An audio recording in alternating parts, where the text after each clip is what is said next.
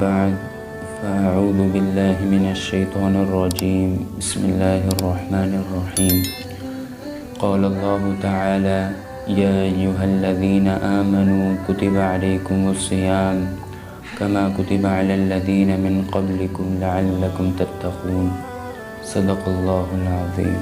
میرے محترم بھائیو بہنوں، السلام علیکم ورحمۃ اللہ وبرکاتہ۔ اللہ کے فضل و کرم سے ہم رمضان کے دن بدن قریب ہوتے جا رہے ہیں۔ اللہ ہم سب کو رمضان کا پورا مہینہ عافیت کے ساتھ، سلامتی کے ساتھ، صحت کے ساتھ اور اعمال صالحہ کی توفیق کے ساتھ نصیب فرمائے۔ میرے محترم بھائیو بہنوں، اللہ تعالیٰ کا بڑا فضل و کرم ہے کہ اللہ نے ہمیں مسلمان بنایا، اور اس پر ایک بڑا فضل یہ کیا کہ ہمیں آپ صلی اللہ علیہ وسلم کی امت میں پیدا کیا۔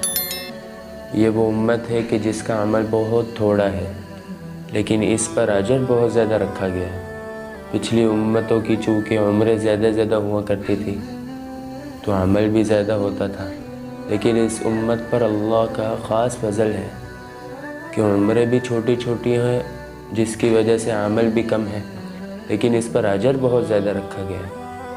تو اس لیے ہمیں ایک تو اس نعمت کی قدر کرنی چاہیے، اور دوسرا اس نعمت سے فائدہ اٹھانا چاہیے۔ اور یہ ہمارے پاس اس وقت بہترین موقع ہے کہ ہم بہترین طریقے سے رمضان کا استقبال کریں، اور وہ استقبال کیا ہے کہ ہم اپنا مالوں کا آرڈر شروع کر دیں، چیزوں کی قیمتیں بڑھا دیں اور خوب سیزن لگائیں، خوب پیسہ کمائیں۔ نہیں، یہ رمضان کی تیاری نہیں ہے، بلکہ رمضان کی تیاری تو یہ ہے کہ ہم ابھی سے اپنے آپ کو تیار رکھیں اور اپنی مصروفیات کو کم کر دیں، تاکہ ہم رمضان میں اچھی طرح عبادت کر سکیں۔ تو اس لیے ابھی سے ترتیب بنائیں اور اس مہینے سے فائدہ اٹھا لیں، کیونکہ دیگر مہینوں کی بنسبت اس مہینے میں نیکی کرنا آسان ہو جاتا ہے، دیگر مہینوں کی بنسبت اس مہینے میں گناہوں سے بچنا آسان ہو جاتا ہے۔ یہ ایسا مہینہ ہے جس میں شیطان کو بند کر دیا جاتا ہے، اور مسلسل اللہ کی رحمت کا نزول ہوتا ہے، برکتوں کا نزول ہوتا ہے۔ تو اس لیے خوب اہتمام کے ساتھ عبادت کریں، خصوصاً نماز کا اہتمام مسجد میں جماعت کے ساتھ پڑھیں، اور قرآن کی تلاوت کا تو اہتمام لازمی کریں۔ کم از کم روزانہ ایک پارہ کی تلاوت تو ہو، کہ پورے مہینے میں ایک قرآن تو ختم ہوگا۔ اور خصوصاً اس مہینے میں گناہوں سے بچیں، خاص طور سے یہ میڈیا کا جو دور ہے، یہ جو پروگرام ہوتے ہیں، ان سے اپنے آپ کو بچائیں۔ یہ اس دور کے فتنے ہیں۔ شیطان تو بند ہو گیا ہے، لیکن شیطان کے جو چیلے ہیں وہ تو کھلے ہوئے ہیں نا۔ تو اس لیے خوب اہتمام کے ساتھ رمضان کا مہینہ گزاریں، اور ساتھ ساتھ تراویح کا بھی اہتمام کریں، 8-20 کے چکروں میں نہ پڑیں، اور جو روزے کو خراب کرنے والی چیزیں ہیں ان سے بھی اپنے آپ کو بچائیں۔ لڑائی جھگڑے ہیں، گالم گلوچ ہے، غیبت ہے، غصہ، ان سے اپنے آپ کو بچائیں۔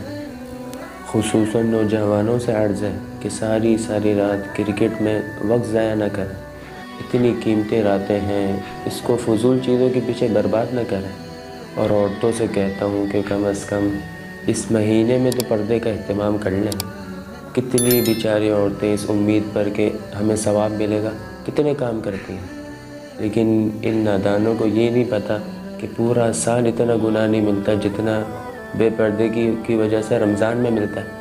تو اس لیے گناہوں سے خوب بچنے کا اہتمام فرمائیں۔ نیکیاں اتنی ہوں یا نہ ہوں، لیکن کم از کم گناہ نہیں ہونا چاہیے۔ تو انشاءاللہ پھر ہمیں روزوں کی برکتیں نصیب ہوں گی، اور روزوں کا جو اصل مقصد ہے کہ ہمیں تقوی نصیب ہو، ہم پرہیزگار بنیں، وہ انشاءاللہ ہمیں نصیب ہوگا۔ اللہ تعالیٰ کہنے سننے سے زیادہ عمل کی توفیق عطا فرمائے۔ وآخر دعوانا ان الحمد للہ۔